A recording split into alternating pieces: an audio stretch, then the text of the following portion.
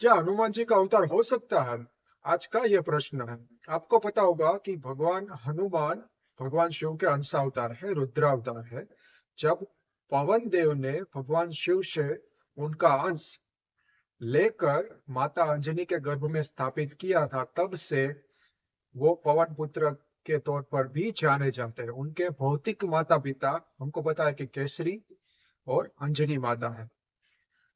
दूसरी चीज, हनुमान जी जन्म से ही शिवावतार होने के कारण बहुत बलवान थे और सभी देवों का लगभग सभी देवों का आशीर्वाद उन पर था।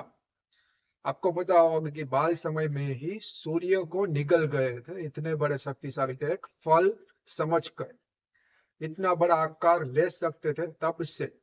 और दूसरी चीज, जब सूर्यदेव को निगल लिया था तब इंद्रदेव ने वज्र का प्रहार किया, फिर भी उनको कुछ नहीं हुआ था। वज्र है वो दधि जी के अस्थि से बना हुआ शक्तिशाली अस्त्र है, जिसका वार कभी भी खाली नहीं जाता। इतने बलवान थे हनुमान जी। तीसरी चीज, जब हनुमान जी धीरे धीरे बड़े होने लगे तब उनमें मार्गदर्शन की इच्छा प्रकट हुई और वो बहुत ही बेचैन रहते थे। तब वो भगवान शिव के पास जाते हैं और भगवान शिव हनुमान जी को सूर्यदेव के पास भेजते हैं। और हमें पता है कि सूर्यदेव 24 घंटे रोटेशन आवर्तन करते रहते हैं और मार्गदर्शन लेने के लिए हनुमान जी को भी उनके साथ चलना पड़ेगा, गति में रहना पड़ेगा। इसलिए सूर्यदेव ने पहले इनकार कर दिया, लेकिन हनुमान जी पर पवन देव की कृपा थी और पवन की गति से वो उड़ सकते थे, इसलिए सूर्यदेव से मार्गदर्शन भी लिया। और यहाँ पे एक गौर फरमाने वाली बात यह है कि भगवान सूर्य को गुरु के तौर पर स्वीकारने के बाद, मार्गदर्शन लेने के बाद, हनुमान जी ने सूर्य नमस्कार का आविष्कार भी किया, जो हठ योग का एक बहुत बड़ा भाग है। इसलिए हनुमान जी एक बहुत बड़े हठ योगी भी थे। उनका शरीर पूर्ण तौर पे तैयार हो गया था सभी प्रकार की शक्ति ग्रहण करने के लिए। सभी देवों की शक्ति जो हनुमान जी में थी, वो इसीलिए थी कि उनका शरीर बहुत बलवान था। वो अखंड ब्रह्मचारी थे। ब्रह्मचर्य से बहुत शक्ति आती है, ऐसा पतंजलि योग सूत्र में भी लिखा गया है। ब्रह्मचर्य प्रतिष्ठायाम वीर्य लाभ, वीर्य माने सामर्थ्य, शक्ति। इतने बलवान थे। दूसरा एक दृष्टांत है कि जब सुग्रीव अपने भाई बाली से भागते फिरते थे, तब उन्होंने हनुमान जी की शरण ली थी। हनुमान जी उनके मित्र थे। क्यों? बाली तो किसी को भी चुनौती देगा, चुनौती देने वाले की आधी शक्ति बाली में आ जाएगी। फिर हनुमान जी की शरण में इतना इतना सामर्थ्य कैसे था? यह बात हमें समझनी होगी कि एक 10,000 सामान्य हाथी में जितना बल होता है, वो एक दिग्गज हाथी में होता है शास्त्र के मुताबिक। ऐसे 10,000 हाथी में जितना बल होता है, उतना एक ऐरावत में होता है। और ऐसे 10,000 ऐरावत में जितना बल होता है, उतना एक इंद्र में होता है। और ऐसे 10,000 इंद्रों में जितना बल होता है, उतना हनुमान जी के रोम में बल है। इतने शक्तिशाली है। मान लीजिए कि बाली ने चुनौती दे दी हनुमान जी को, तो क्या होगा? हनुमान जी की आधी भी शक्ति बाली में आ गई तो बाली का शरीर विस्फोट से टूट जाएगा, बिखर जाएगा। इतने बलवान थे हनुमान जी। आज के जमाने में कई सारे ऐसे ढोंगी पाखंडी संप्रदाय भारत में फैले हुए हैं, जो अपने स्थापक को हनुमान जी का अवतार बताते हैं। आप समझिए, एक तो हनुमान जी हठ योग से तैयार हुए और एक हठ योगी ही थे, इसलिए उनका शरीर इतना बलवान था। और इतने बलवान कोई बाली जितना प्रचंड, जिसको वरदान था कि आदि शक्ति हुई चुनौती देने वाले की उसमें आ जाती है, वो भी हनुमान जी को कभी भी चुनौती नहीं दे सका। और दूसरे, रावण रावण को हनुमान जी परास्त करने में समर्थ थे, हमें पता है। और भगवान राम के दास के तौर पर रामायण काल में जीवन व्यतीत किया और आज भी पृथ्वी पर मौजूद है। माँ सीता का वरदान हनुमान जी को है और जन्म से कई देवों की शक्ति है उनके पास, इसलिए वो अमर है, चिरंजीवी है। 7 चिरंजीवी में एक हनुमान जी है। अब जो व्यक्ति चिरंजीवी है, भौतिक शरीर से मौजूद है पृथ्वी पर, उस व्यक्ति का अवतार कैसे हो सकता है? यह बड़ा प्रश्नार्थ है।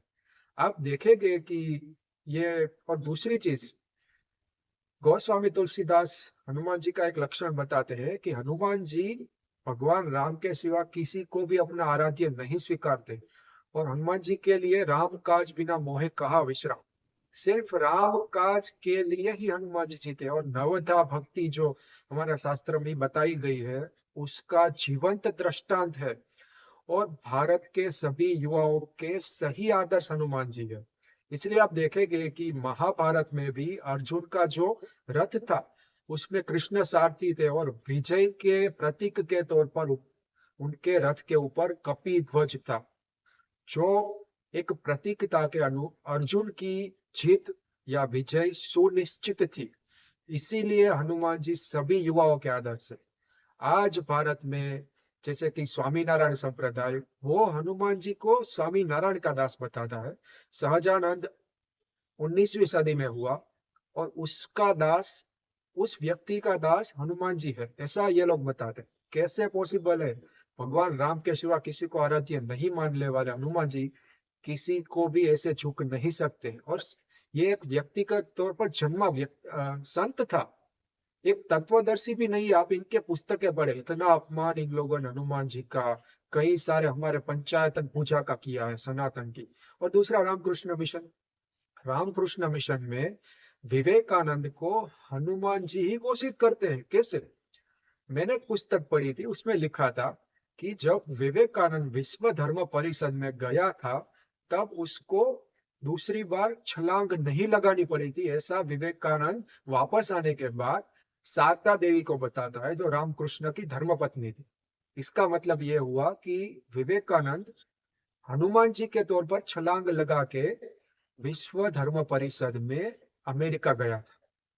इतना बड़ा अपमान हनुमान जी का हो सकता है? आप समझिए, जो व्यक्ति 40 साल की उम्र में मर गया था, जो रामकृष्ण की शक्ति को भी संभाल नहीं सका था, आप समझिए, जो रामकृष्ण उनके आगे के गुरुओं से मिली शक्ति से कैंसर से मरा, और जो विवेकानंद 40 वर्ष की उम्र में, आप उनकी पुस्तकें पढ़े, मैं नहीं बता रहा, अब उनकी पुस्तक में लिखा है कि रामकृष्ण की शक्ति के कारण विवेकानंद चैन से रात में सो भी नहीं पाता था। इसीलिए वो 40 साल की कम उम्र में उनको जाना पड़ा। यह शक्ति कंटिन्यूअसली, सातत्य से उनके शरीर को परेशान करती थी। अब ऐसा विवेकानंद हनुमान जी का अवतार है। इसका मतलब यह हुआ कि रामकृष्ण मिशन के मुताबिक हनुमान जी अब इस पृथ्वी पर नहीं है, और विवेकानंद के तौर पर आ गए हैं, और हनुमान जी उसमें विलीन हो गए हैं, इस घटिया विवेकानंद। इससे बड़ा अपमान हनुमान जी का हो सकता है? आप समझिए। ऐसा मैं क्यों बता रहा हूँ? ये लोग बताते हैं कि विवेकानंद के मरने से पहले उसने ऐसी भविष्यवाणी की कि विवेकानंद, भविष्य में अनेक विवेकानंद मेरे जैसे पैदा हो गए जो मुझे समझ सकेंगे। इसका मतलब ये हुआ कि अब हनुमान जी है ही नहीं रामकृष्ण मिशन के पुस्तकों के मुताबिक, और विवेकानंद ही हनुमान जी। जो व्यक्ति पूरे जीवन के दौरान हनुमान जी का भक्त रहा, भगवान शिव का भक्त रहा, आज रामकृष्ण मिशन के पाखंडी और धूर्त साधु इस विवेकानंद को शिव अवतार और हनुमान जी ही बताते हैं। क्यों हम सब चुप हैं? अगर ऐसा अपमान मुस्लिम धर्म में या क्रिश्चियन धर्म में उनके स्थापकों का हुआ होता, तो आज इन लोगों को छठी का दूध याद आ गया होता, रामकृष्ण मिशन या सहजानंद स्वामी के संप्रदाय को। हम ये कर सकते हैं? यह बहुत समझने वाली बात है। अगर भारत में हम आजादी से जी रहे हैं, सुख चैन से सांस ले रहे हैं, तो सनातन परंपरा के कारण। अगर हमारा सभी आजादी के जो योद्धा थे, उन लोगों ने हमें आजादी नहीं दिलवाई होती, उन लोगों ने हमको आजादी यह सभी पढ़ के मिली, यह सभी पढ़ के उनको प्रेरणा मिली थी। और इन सभी चीजों को पढ़ने के बाद, हनुमान जी सनातन के बारे में पढ़ने के बाद, हमारी संस्कृति गुरुकुल में जो सिखाया गया था, उनको पढ़ने के बाद उनमें इतना जुनून था, और उनके बाद उन लोगों ने हमको आजादी दिलवाई। लेकिन अब क्या हो रहा है, हम उनको तो भूल ही गए, लेकिन उनको जिन जिन चीजों से प्रेरणा मिली थी, उनका भी अपमान हम आंख बंद करके सह रहे हैं। यह है हमारे भारत का वर्तमान वातावरण, वर्तमान राजकीय प्रवर्तमान व्यवस्था। एक तौर पर राजकीय लाभ पाने के लिए लोग हनुमान जी का उपयोग कर रहे हैं, राजकीय पार्टियां, और एक और ऐसे सो कॉल्ड आध्यात्मिक संस्थाएं हनुमान जी का उपयोग अपने श्रद्धालुओं की श्रद्धा का ध्रुवीकरण करने के लिए कर रहे हैं। एक बात समझ लीजिए, हनुमान जी में इतना बल था कि विवेकानंद जैसे अनगिनत विवेकानंद आएंगे ना, तो भी उस बल को, उस शक्ति को संभाल नहीं सकेंगे। सनातन में यह बात, यह सही है कि सनातन में ऐसा बताया गया है कि आप जिस भी देव की भक्ति करेंगे, उनके जैसे गुण आप अपने में पाएंगे। लेकिन इसका मतलब ये नहीं कि आप वहां बन जाएंगे, आप उनकी स्पिरिट नहीं पा सकते। उनकी आत्मा बहुत शक्तिशाली है, शिवावतार है। और मैंने आगे भी बताया था कि भगवान शिव के पूर्ण अवतार नहीं हुए, सिर्फ अंशावतार भी इतने शक्तिशाली है। और ये अंशावतार भी कोई भी व्यक्ति धारण करने में सक्षम नहीं है। अगर ऐसा होता तो रामायण में इसका कुछ ना कुछ लिखा हुआ होता। हमारे शास्त्र में ऐसा कहाँ भी नहीं लिखा है कि हनुमान जी का अवतार होगा।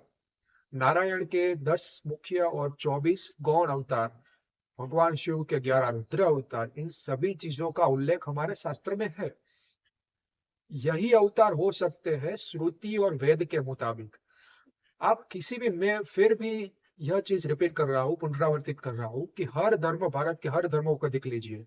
खालसा पंथ होगा तो गुरु ग्रंथ साहिब की जो भी कलम है उसको अंतिम सिख के तौर पर लेगा। इस्लाम होगा तो वो कुरान को लेगा। क्रिश्चियन होगा तो होली बाइबल को अंतिम सिख के तौर पर लेगा।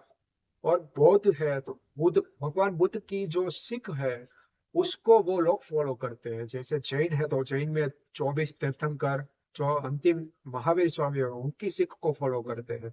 एक हमारा सनातन ही ऐसा है जो इतने सारे शास्त्र है, जैसे 4 वेद, 108 उपनिषद, 6 दर्शन, 18 पुराण, रामायण महाभारत। हमारा इतिहास इतना रिच है, इतना समृद्ध है, इतना दिव्य है, फिर भी हम ऐसे पाखंडी संप्रदाय को फॉलो करते हैं। जो व्यक्ति अपने शरीर को संभाल नहीं सका, वो शिव अवतार नहीं हो सकता, वो हनुमान जी नहीं हो सकता, ये हमें समझना होगा। और ये लोग विज्ञान को भी चुनौती दे रहे हैं। सनातन में जो वैज्ञानिक तौर पर लिखा गया है हनुमान जी के ऊपर, उनको भी चुनौती दे रहे हैं। इसलिए आप समझिए, हमें जागना होगा। कठोपनिषद में जो वाक्य है विवेकानंद का नहीं है, उत्तिष्ठत जागृत प्राप्य वरानि बोधन। यह वाक्य हमारे ऋषियों ने हमको बताया था कि हमें हमारे लक्ष्य मिलने तक अड़े रहना है। अगर हमें लक्ष्य को पाना है, लक्ष्य को पाने के लिए एक मोटिवेशन चाहिए, प्रेरणा चाहिए, और वो प्रेरणा हमारे शास्त्रों से मिलती है। अगर किसी को मोटिवेशनल स्पीकर आपको बनाना है, अपना गुरु बनाना है, तो योगेश्वर कृष्ण को बनाइए। सिर्फ 700 श्लोक में पूरी जीवन की कथा कृष्ण ने समाई है, अर्जुन को जब सीख दी थी तब। आप क्यों ऐसे पाखंडियों में आप फंस रहे हैं? ये पाखंडी मोटिवेशनल स्पीकर अपने आप को घोषित करते हैं, लेकिन व्यक्तिगत तौर पे कुछ भी इन लोगों ने सिद्ध नहीं किया। क्या विवेकानंद पूरा अपना अभ्यास भी पूर्ण कर सका? भारत विदेश जाने की कोई जरूरत नहीं थी। मैं फिर भी यहाँ पे पुनरावर्तित कर रहा हूँ, ब्रिटिशर्स यहाँ पे रहकर भारत को मदारियों का देश घोषित कर रहे थे। अगर यहाँ पे हम गुरुकुल फिर से लाते हैं तो विदेश में जाने की कोई जरूरत नहीं है। सभी विदेशी भारत में फिर आएंगे और हमारे गुरुकुल में शिक्षा लेंगे, जैसे तक्षशिला, नालंदा जैसे विद्यापीठ में लेते थे। विदेश जाने से भारत का कल्याण नहीं होगा। और विवेकानंद विदेश गया था तो वहां की शिक्षण परंपरा से प्रेरित होकर, प्रभावित होकर आया था। इसलिए आप रामकृष्ण मिशन के सेंटर्स देखेंगे तो उसमें ब्रिटिश वेस्टर्न एजुकेशनल सिस्टम का बहुत ज्यादा प्रभाव है। इसीलिए आज के विषय में मैंने बहुत सारा समाविष्ट कर दिया है। मेरी फिर से एक विनती है कि हमारे शास्त्र में जो बताया गया है उसे अंतिम सत्य मानकर आगे बढ़ना चाहिए हम सभी सनातनियों को। जय हिंद, धन्यवाद।